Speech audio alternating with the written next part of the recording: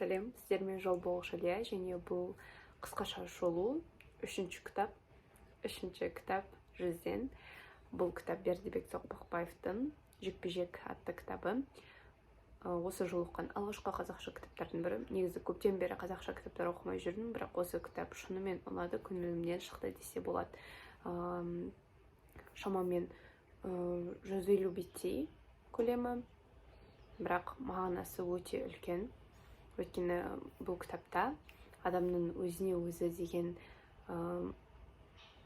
қандай көзқараспен қараса, өмірде сондай болады деген мағынаны түсіндім десе болады. Өйткені басты кейіпкер бұл кітаптағы кішкентай бала, және ол үйіндегі жалғыз бала. Өйткені өзінің ағалары осыған дейін болған өмірде, бірақ соғыс кезінде қайтыс болған. Сондықтан ата-анасы, ата-әжесі секілді жасқа келген, және баланы қатты еркелетеді, қатты мәпелеп өсіреді. Сондықтан ол өте аурушаң, нәзік бала болып өсіп келе жатады. Бірақ дене шынықтыру мұғалімінің арқасында ол бокс спортының чемпионы атанады. Және сол аурушаң баладан қалай бокс спортының чемпионы атанды деген жолды оқып көргілеріңіз келсе, осы кітапты оқуға кеңес беремін. Өйткені ол ата-анасының мәпелеп өсіргеніне қарамай, оның спортқа және денсаулыққа, қоғамның белсенді мүшесі болуға деген құлшынысы өте үлкен болды.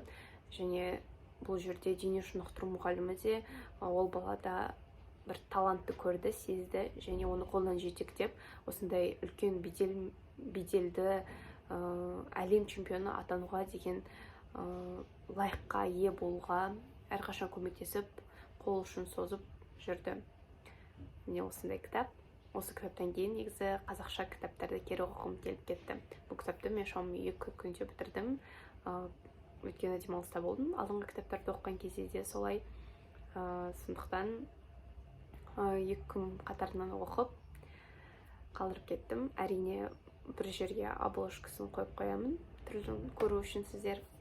Солай негізі көптен бері кілең орысша кітап оқып жүрдім, бірақ енді Бердібек Соқпақбаевтың жазған тілі де, қазақша әдеби сөздерді де кері оқығанда миым басында үйренбеді.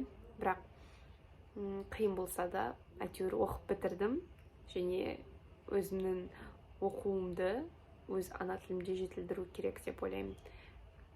Солай, егер қысқаша шолу ұнаса, лайк қойыңыздар және комментарийға жазыңыздар. Егер оқыған адамдар болса, қатарларыңызда сіздерге ұнады ма, қалай болды бұл кітап, және бірінші және екінші кітап туралы шолуларды плейлистта көре аласыз. Плейлист 100 кітап 2024 деп аталады. Сіздерді мен бірге осындай челленджға қосылуға шақырамын. Бірге кітап оқиық. Сіз 100 кітаптан емес, бір жылына 10 кітап, егер мүлдем оқымасаңыз 50, 20, 30, 70 деген сияқты стандарт таңдап кітап оқысаңыздар болады. Сондықтан назарларыңыз үшін рахмет, сау болыңыздар. Жол болғыш Илья сіздерге сәттілік тілейді.